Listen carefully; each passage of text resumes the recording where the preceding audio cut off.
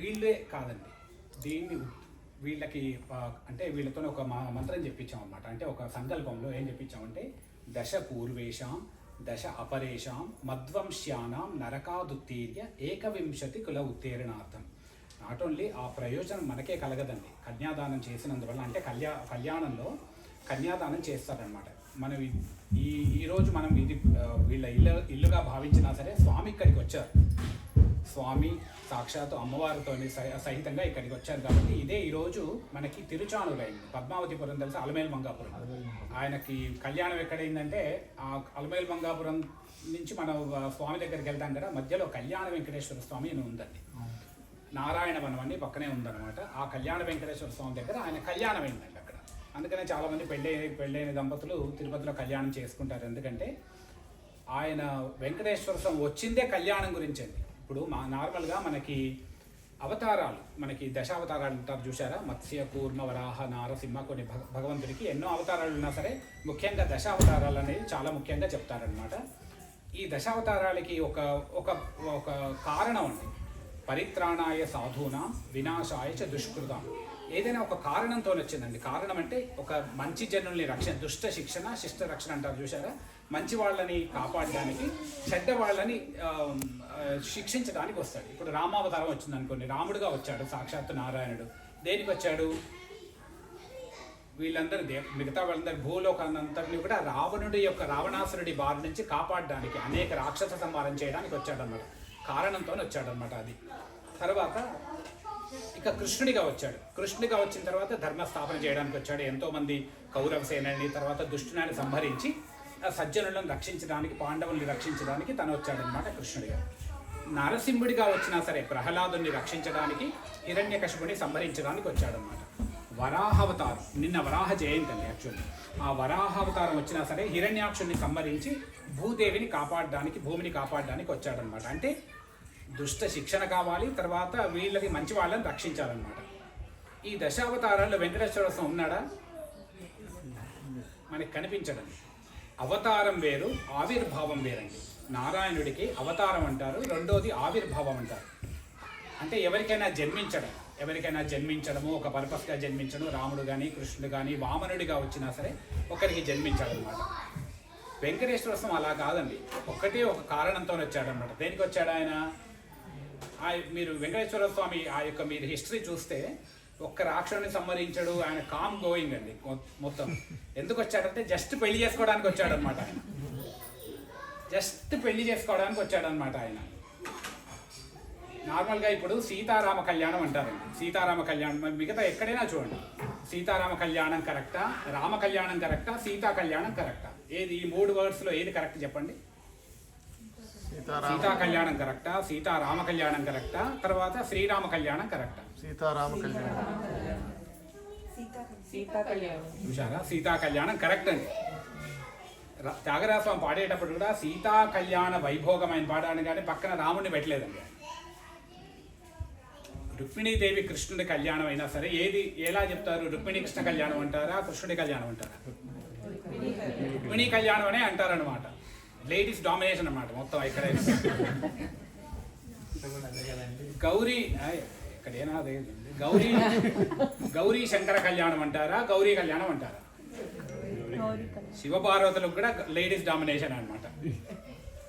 వెంకటేశ్వర స్వామికి అలా చెప్పడండి. దీని పేరు శ్రీనివాస కళ్యాణం అంటారు చెప్తాను, పద్మావతి కళ్యాణం చెప్పరు, శ్రీదేవి ఏది చెప్పరండి. ఇక్కడంతా మేల్ డామినేషన్ అనమాట. అంటే శ్రీనివాస కళ్యాణం అనమాట. శ్రీనివాస కళ్యాణం అందుకని చాలా మంది ఎందుకు అక్కడ చేయించుకుంటారంటే శ్రీనివాస కళ్యాణం చాలా చాలా గొప్పదండి.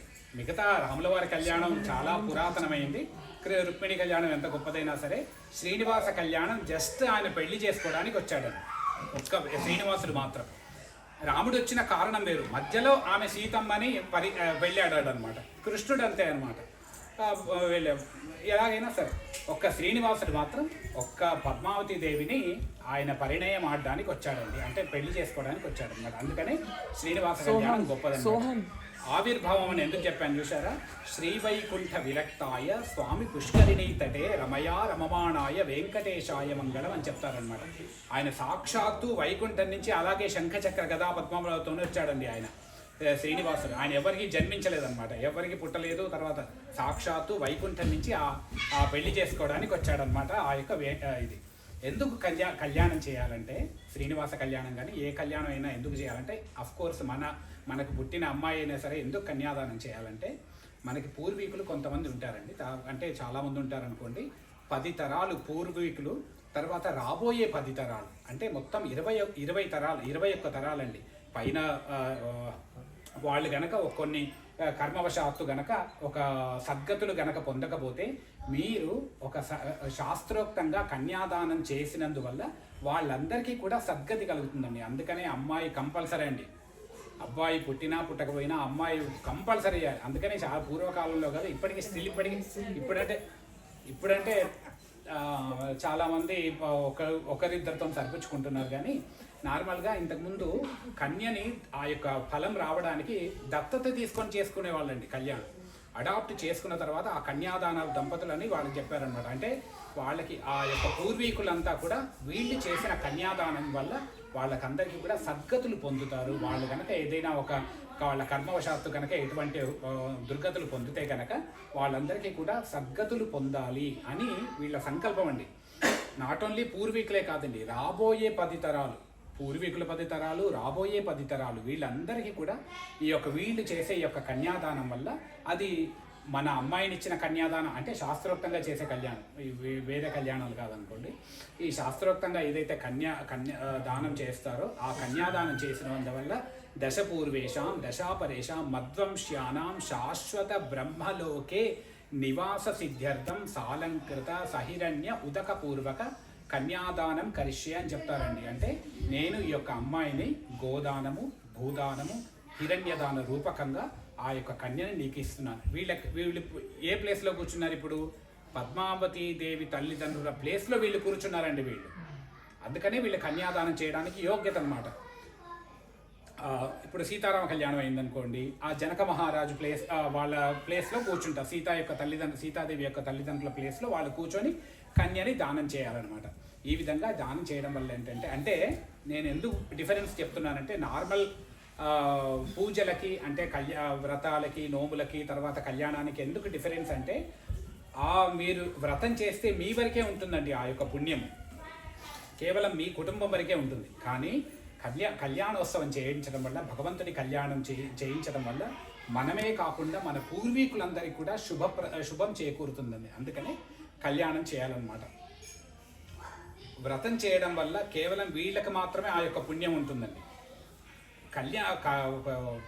కళ్యాణంలో కర్త కారయిత చైవ ప్రేరకశ్చ అనుమోదకో భవతి అంటారండి.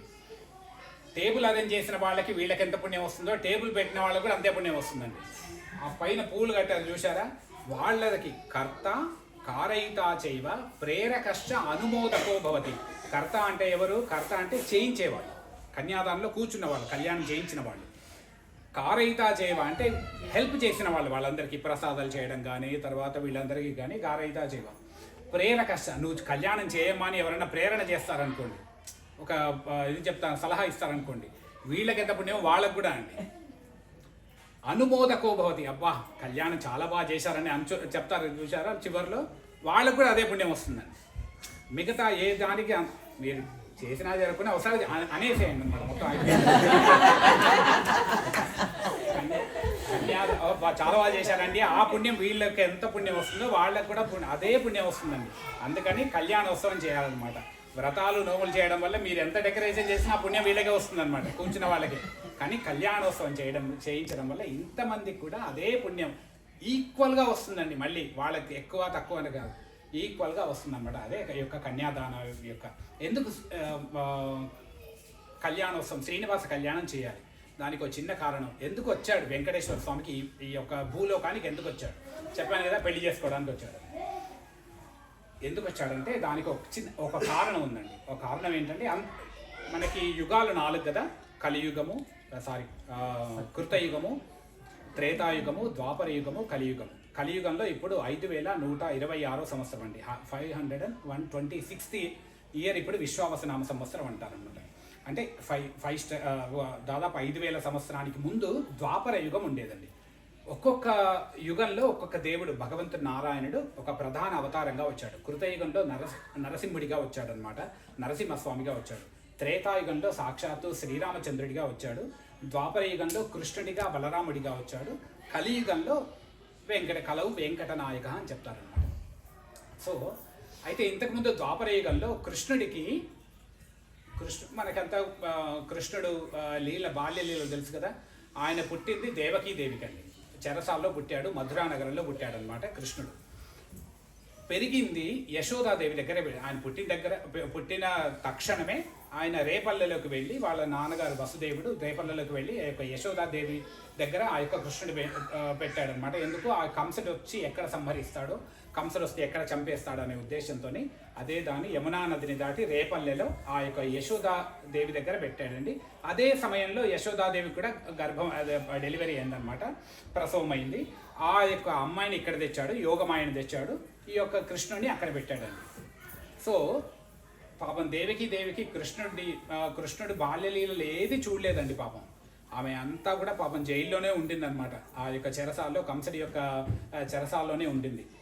బాగా ఎంజాయ్ చేసింది. అందుకనే రాముడికి పెద్ద బాల్యలీలలు లేవండి, కృష్ణుడికే అనమాట. మీరు ఎక్కడ చూసినా సరే కృష్ణుడికే కృష్ణలీలలు అంటారు, చూసారా? అనేక రకాల మెస్మరైజింగ్ కార్యక్రమాలన్నీ కూడా ఆ యొక్క కృష్ణుడే చేశాడండి. కృష్ణుడు బాగా ఎంజాయ్ చేసిందనమాట ఆ యొక్క యశోదాదేవి కృష్ణుడిని. ఆయన వెన్న దొంగిలించడం కానీ, తర్వాత ఎన్నో రకాల బాల్య క్రీడలన్నీ కూడా బాగా కృష్ణుడు తన యొక్క యశోదాదేవి దగ్గరే బాగా పెరిగాడనమాట. 13 ఏళ్ల వరకు అక్కడే పెరిగాడండి. 13 ఏళ్ళ వరకు బాగా ఎంజాయ్ చేసిందనమాట. తర్వాత మళ్ళీ ఇంకో కారణంతో ఆ యొక్క యశోదాదేవి దగ్గర నుంచి మళ్ళీ దేవకి దగ్గరికి వెళ్ళి ఆ కంసుని చంపాడు అనుకోండి ఆ యొక్క కృష్ణుడు. అయితే కృష్ణుడికి 8 మంది భార్యలండి, ఒక్కరు కాదనమాట.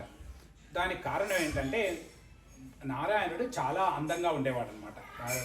ఆయన యొక్క స్వరూపం అనేది నమోస్త్వనంతాయ సహస్రమూర్తయే సహస్రపాదాక్షి శిరోరుబాహవే. కృష్ణుడు చాలా అందంగా ఉండేవాడు. నారాయణుడి యొక్క ఇది నల్లగున్నా సరే చాలా మెస్మరైజింగ్గా శ్యామసుందరుడు అంటారు, చూసారా? చాలా అద్భుతంగా ఉండేవాడు అనమాట. మహాలక్ష్మీదేవి ఇప్పుడు ఒకవైపు చూసింది అనుకోండి, మీరు ఎదురుగా కానీ పక్కన చూశారనుకోండి వెనక భాగం కనిపించదన్నమాట. పక్కన కూర్చున్నారనుకోండి ఇటువైపు భాగం కనిపించదన్నమాట. మహాలక్ష్మి అనుకుందట, లేదు 8 దిక్కుల ఆయన నేను చూడాలన్నమాట. 8 దిక్కుల నుంచి చూస్తే ఆయన యొక్క సౌందర్యం అప్పుడే నాకు తెలుస్తుంది కదా అని. మనకి లక్ష్మిలు ఒక్కటే మహాలక్ష్మి 8 రూపాల్లో వచ్చిందండి. మనం నార్మల్గా అష్టలక్ష్మి అంతా చూసారా? ఆదిలక్ష్మి, ధాన్యలక్ష్మి, ధైర్యలక్ష్మి, గజలక్ష్మి, సంతానలక్ష్మి, విజయలక్ష్మి, విద్యాలక్ష్మి, ధనలక్ష్మి, ఈ 8 లక్ష్ములు కూడా ఒకటే అంటే తను ఒక మహాలక్ష్మి 8 రూపాలుగా మారి కృష్ణుడికి 8 మంది భార్యలుగా ఆమె వచ్చిందండి. అందుకనే ఆమె అష్టమహిషి అంటారనమాట. అష్టమహిషి సమేతంగా కృష్ణుడికి 8 మంది భార్యలు. అయితే 8 మంది భార్యల పెళ్ళిళ్ళకు కూడా 8 పెళ్ళిళ్ళు చేసుకున్నాడు కదా.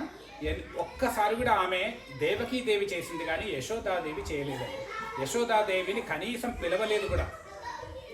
ఆయన పెరిగింది అక్కడే, బాల్య లీలలు చేసిందంతే, అంతా కూడా చేసింది. కానీ యశోదాదేవిని మాత్రం ఒక్క పెళ్ళి కూడా పిలవలేదండి. 8 పెళ్ళిళ్ళు అయిపోయిన తర్వాత ఆయన ఒకసారి మధురా నగరం, ద్వారకా నగరంలో ఉంటే ఈమె వెళ్తుందండి, ఎవరు? యశోదాదేవి. అప్పుడు కృష్ణుని అడుగుతుంది, కృష్ణ ఇప్పుడు నిన్ను ఇంతగా నువ్వు మా దగ్గరే కదా నువ్వు పెరిగింది, ఒక్క పెళ్ళికైనా నన్ను పిలవకపోయావా? ఒక్క పెళ్ళి పెద్దగా అయినా నన్ను పిలవకపోయావా? అన్నీ కూడా పిలవకుండానే పెళ్లి చేసుకున్నావే అని చాలా బాధపడుతుందండి. ఎవరు? ఆమె ప్లేస్లో ఎవరున్నా సరే అదే బాధపడతారనుకోండి. చాలా బాధపడుతుంది అనమాట యశోదాదేవి. అప్పుడు ఆ కృష్ణుడు అంటాడండి, నేను పిలవకపోవడానికి ఒక కారణం, నెక్స్ట్ యుగంలో నేను మళ్ళీ వస్తాను, అప్పుడు నీ చేతుల మీదుగానే నేను పెళ్లి చేసుకుంటాను అని కృష్ణుడు వాగ్దానం ఇస్తాడండి. అక్కడ ఆ మాట ఇస్తాడనమాట ఆ యొక్క తల్లి అయిన యశోదాదేవికి. ఇక ఆ మాటని అలాగే గుర్తుపెట్టుకుంటాడు ఆయన. అదే ద్వాపర యుగం అయిపోయిన తర్వాత మళ్ళీ కలియుగంలో ఆ యొక్క యశోదాదేవి ఇక్కడ వకుళామాతగా వచ్చిందండి. మీరు తిరుపతి స్వామి దర్శనం చేసుకున్న తర్వాత ప్రదక్షిణ మార్గంలో వస్తుంటే బంగారు వాకిలికి కుడివైపు వకుళామాత ఆలయం ఉంటుందండి. మీరు తప్పనిసరిగా చూడండి. ఆ పాపం ఆమెనే పెళ్లి చేసిందనమాట వెంకటేశ్వర స్వామికి. ఆ వకుళామాత ఆలయం ఉంటుందన్నమాట. ఆమెని చూసేవాళ్ళు చూస్తారనుకోండి. దానికి కారణం అనమాట, ఆమె యశోదాదేవి వకుళమాతగా వచ్చింది. ఆమె ద్వారానే ఆ పద్మావతి సాక్షాత్తు మహాలక్ష్మి ఆ తిరుపతి ప్రాంతాన్ని ఆ కాలంలో తొండమాన్ చక్రవర్తి ఆకాశరాజు అనేవాడు ఒక మహారాజు పరిపాలించేవాడు అనమాట. ఆ యొక్క ఆకాశరాజు మహారాజుకి ఈమె పుత్రికగా పుట్టిందండి. పుత్రిక అంటే జన్మించిందంటే ఆ యొక్క మీకు అలమేలు మంగాపురంలో పెద్ద సరస్సు ఉంటుంది, అంటే పెద్ద ఒక ఒక ఒక కొలను ఉంటుంది, కోనేరు అంటారు చూసారా, దాన్ని పద్మ కోనేరు అంటారు. ఎప్పుడు మీకు అందుకని మీరు ఆ అమ్మవారి దర్శనానికి వెళ్తుంటే అందరూ పద్మ పూలు ఇస్తుంటారు అనమాట. అంటే లోటస్ అందరూ చూపిస్తుంటారు, అమ్మవారికి సమర్పణ చేయండి అని. ఆ పద్మ కొలంలో పుట్టింది కాబట్టి ఆమె పేరు పద్మావతి అయిందండి. ఆమె ఎవరికి జన్మించలేదన్నమాట, ఆమె అయోనిజగా వచ్చింది. ఆ యొక్క మహాలక్ష్మి సాక్షాత్తు ఆ యొక్క నీళ్లలో నుంచి జన్మించింది, పద్మరూపకంగా వచ్చింది కాబట్టి, పద్మంలో నుంచి వచ్చింది కాబట్టి ఆమెకి పద్మావతి అని పేరు పెట్టి, ఆకాశరాజు గనక పిల్లలు లేకుంటే ఆయన ఆ యొక్క యజ్ఞయాగాదు చేసిన తర్వాత ఆ పద్మావతిని తన యొక్క కుమార్తెగా భావించి అల్లారు ముద్దుగా పెంచి, ఆ తర్వాత ఇక్కడ శ్రీనివాసుడు ఆమెని పెళ్లి చేసుకోవడానికి వస్తాడండి. ఆ తర్వాత వాళ్ళిద్దరు కూడా మహావైభవంగా పెళ్లి కూడా చేసుకుంటారన్నమాట. అందుకని శ్రీనివాసుడు వచ్చిందే కళ్యాణం గురించండి. అంతకు జన్మలో ఆ యశోదాదేవికి మాట ఇచ్చాడు కదా, ఆ మాటని నిలబెట్టుకోవడానికి వచ్చాడండి ఆ యొక్క శ్రీనివాసుడు. అందుకని శ్రీనివాస కళ్యాణం చాలా చాలా గొప్పది. కళ్యాణం అయిన తర్వాత మళ్ళీ 10 ఏళ్ళు 20 ఏళ్ళు ఉన్నాడు అనుకున్నారా? లేదండి, ఆయన వచ్చిన పని అయిపోయిందనమాట. కళ్యాణోత్సవం కాగానే నెక్స్ట్ సెకండ్ వెళ్ళిపోయాడండి ఆయన. మళ్ళీ ఆయన వెళ్ళిపోతుంటే వ్యాసాది భారద్వాజి మహర్షులంతా కూడా అడుగుతారనమాట, స్వామి ఇంతగా నువ్వు ఇంత పెద్దగా ఇంత గ్రాండ్గా పెళ్లి చేశావు కదా, నువ్వు కనీసం నీ యొక్క రూపమైనా మాకు కావాలనే ఉద్దేశం, మాకు ఆ యొక్క రూపాన్ని మాకు ప్రసాదించండి అంటే, అలాగే వెనక్కి జరుగుతాడు వెంకటేశ్వర స్వామి. ఆ పద్మావతి దేవిని పట్టుకొని 7 అడుగులు నడుస్తాడండి. ఆ 7 అడుగులు నడిచిందే ఈరోజు 7 కొండలుగా వచ్చాయి చూసారా. మనం నార్మల్గా మన నడక వేరు, ఆ తర్వాత స్వామి నడక వేరనమాట. ఆయన సప్తపదిగా 7 కొండలుగా నడిచి ఆ పద్మావతి దేవి అక్కడే తను వచ్చిన కార్యం అయిపోయింది కదా, తను ఆ పద్మావతి దేవిని ఆ యొక్క అలమేలు మంగాపురంలో వదిలిపెట్టేసి తను ఆ యొక్క విగ్రహ రూపకంగా మారి తన వైకుంఠానికి వెళ్ళిపోతాడండి. ఇది శ్రీనివాసుడి యొక్క చరిత్ర అన్నమాట. కేవలం శ్రీనివాసుడు వచ్చిందే ఆయన ఎవరిని ఎదిగి చంపడానికి, తర్వాత ఏదో రాక్షస సంహారం కోసం రాలేదు, కేవలం కళ్యాణం చేసుకోవడానికి వచ్చాడు. కాబట్టి శ్రీనివాస కళ్యాణం చాలా చాలా చాలా ముఖ్యమైనదన్నమాట. అందుకనే పెళ్ళైన దంపతులు అందరూ కూడా ఏం చెప్తారు, ఫస్ట్ వెళ్ళి కొండపైకి ఎక్కి కళ్యాణోత్సవం చేయించుకోండి అని ఎందుకంటారంటే, ఇప్పటికీ ఎందుకు నిత్య కళ్యాణం చేస్తారంటే, శ్రీనివాసుడు వచ్చిందే ఆ యొక్క కళ్యాణ వెంకటేశ్వరుడిగా వచ్చాడు కాబట్టి. శ్రీనివాస కళ్యాణం ఎక్కడైతే జరుగుతుందో అదే తిరుపతి అండి. అదే ఆ యొక్క చాలా పరమ పవిత్రమైన ప్లేస్ అన్నమాట. అదే ఆ యొక్క తను అంటే కన్యాదాతలనే కాకుండా వచ్చిన వాళ్ళందరినీ కూడా సకల మంగళాలు చేకూరుస్తాడండి. అందుకనే శ్రీయకాంతాయ కళ్యాణ నిధయేర్ధిన శ్రీ వెంకట నివాసాయ శ్రీనివాసాయ మంగళం అని చెప్తారండి. మంగళం అంటే సాక్షాత్తు ఆయనకి అమంగళం అంటూ లేదండి. శ్రీనివాసుడు ఎక్కడుంటే అదే మంగళం, వెంకటేశ్వర స్వామి ఎక్కడుంటే అందుకే అదే మంగళం అన్నమాట. అందుకని శ్రీనివాస కళ్యాణం చాలా చాలా గొప్పది. ఈ కళ్యాణోత్సవంలో భాగంగా మనం ముందుగా వినాయకుడి పూజ చేశాము. వినాయకుడి పూజ అయిన తర్వాత ఈ ప్రదేశం అంతా ఈ ప్లేస్ అంతా కూడా ప్యూరిఫై కావాలి కదా, దానికి పుణ్యాహవాచనం చేస్తారనమాట. ఆ పుణ్యాహవాచనం చేయడం వల్ల ఆ యొక్క ప్రదేశం అంతా కూడా శుద్ధి అయిపోతుంది. దాని తర్వాత నార్మల్గా మన పెళ్ళిళ్ళల్లో కంకణం కడతారు. గౌరీ పూజ చేసిన తర్వాత కంకణం కడతారు చూసారా. ఆ యజ్ఞోపవీత ధారణానికి ముందుగా కంకణం కడతారు. ఆ కన్యాదాతలకి ఆ యొక్క ఫలసిద్ధి కలగడానికి, కన్యాదాతం యొక్క పరిపూర్ణత రావాలనే ఉద్దేశంతో కంకణం కట్టేసి స్వామికి ఉత్తర జంధ్యాలు వేస్తారు. స్వర్ణ యజ్ఞోపవీతం వేసిన తర్వాత వరపూజ చేస్తారన్నమాట. వరపూజ చేసిన తర్వాత స్వామికి కొత్త వస్త్రాలు సమర్పణ చేయడము, తర్వాత స్వామికి వరపూజ అంటారు. దాంట్లోనే వరపూజలోనే కాళ్ళు కడగడము, పాద ప్రక్షాళనము, మధుపర్కాలు ఇవన్నీ కూడా వరపూజలో వస్తాయి. దాని తర్వాత వీళ్ళిద్దరిని కూర్చోబెట్టేసి, ఇంతకు మన పెళ్ళిలో కూడా మీరు చేసే ఉంటారు, ఆ నీళ్లు పోస్తూ ఉంటారనమాట. ఆ నీళ్ళ ఎన్ని చుక్కలు ఆ కింద పడతాయో అన్ని చుక్కలు వీళ్ళందరూ కూడా ఆ యొక్క బ్రహ్మలోకంలో ఉంటారని. గంగాది సప్తవాలుకాది పర్యంతం కృత రాశిర్వర్ష సహస్రావసాన ఏకైక బాలుకాపకర్ష క్రమేణ సర్వరాశ్చపకర్షణ సంహితకాలే. ఆ చుక్కలు ఎన్ని నీళ్లు కింద పడతాయో అన్ని ఏళ్ళు వీళ్ళందరూ కూడా శాశ్వత బ్రహ్మలోకంలో ఉంటారని ఆ యొక్క కన్యాదానం చేసినందువల్ల అత్యంత ఫలితం వస్తుందనే ఉద్దేశంతో ఈ యొక్క కన్యాదానం చేశారు వాళ్ళు. ఇప్పుడు కన్యాదానం అయిన తర్వాత స్వామికి మంగళాష్టకాలు చదువుతారు. మంగళాష్టకాలు చదివి జీలకర్ర బెల్లము, మంగళసూత్ర పూజ, ఆ తర్వాత తలంబ్రాలు ఉంటాయి అన్నమాట.